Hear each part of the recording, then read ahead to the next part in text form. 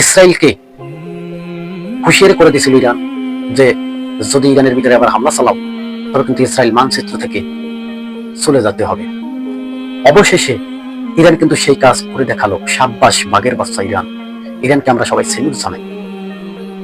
ইরানের বর্তমান প্রধানমন্ত্রী মোস্তফা খামেনি, নামটা শুনছেন? কি সুন্দর একটা নাম, মোস্তফা খামেনি। মোস্তফা, আল্লাহ তাকে আরো শক্তিশালী দান করুক। ইসরায়েলকে যে শিক্ষাটা দিচ্ছে ইরান, আপনি কি খুশি? খুশি হওয়ার কথা।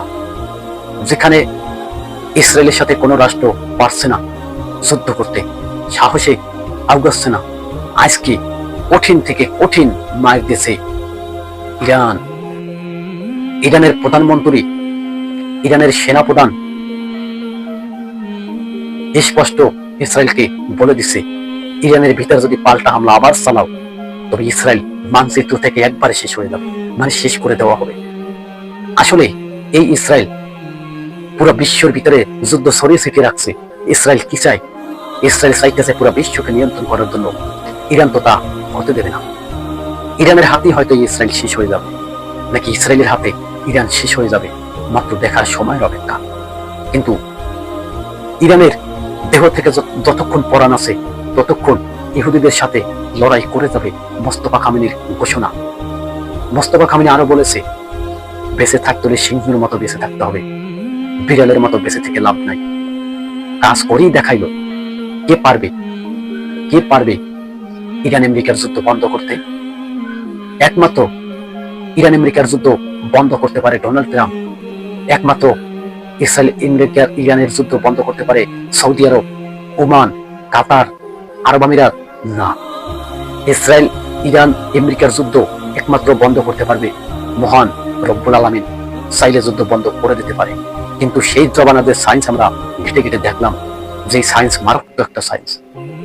সেই জমানায়, আখিরি জমানায় একটা যুদ্ধ হবে, মুসলিম ইহুদির সাথে একটা তুমুল লড়াই হবে, যার যুদ্ধের নাম তাতা নয়।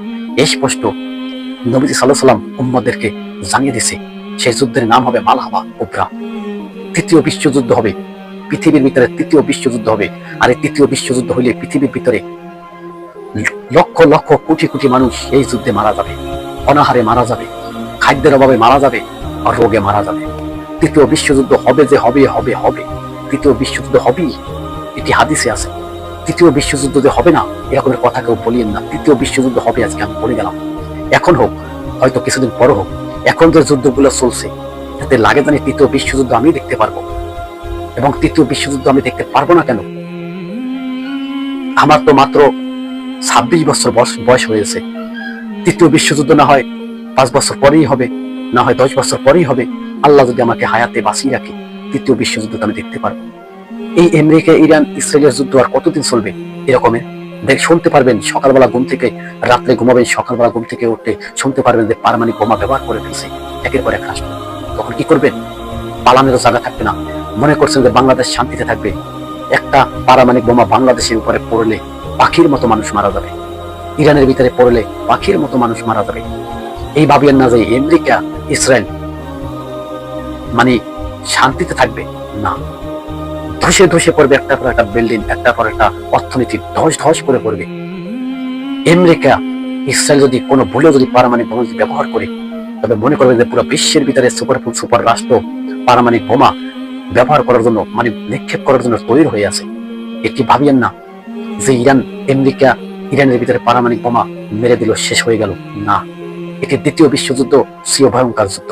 এই পারমাণবিক বোমা যেই আগে ব্যবহার করবে তারই ভয়াবহ অবস্থা ভোগ করতে হবে। আজকে যদি ইসরায়েল যদি একটা পারমাণবিক বোমা যদি ইরানে ব্যবহার করে, মনে করছেন যে উত্তর কোরিয়া চুপ থাকবে? মনে করছেন রাশিয়া চুপ থাকবে? না। প্রত্যেকটা রাষ্ট্র পারমাণবিক বোমা নিক্ষেপ করবে একের পর এক রাষ্ট্র থেকে। তখন দেখবে আকাশ থেকে শুধু পারমাণবিক বোমার গর্জন আসতে চলেছে।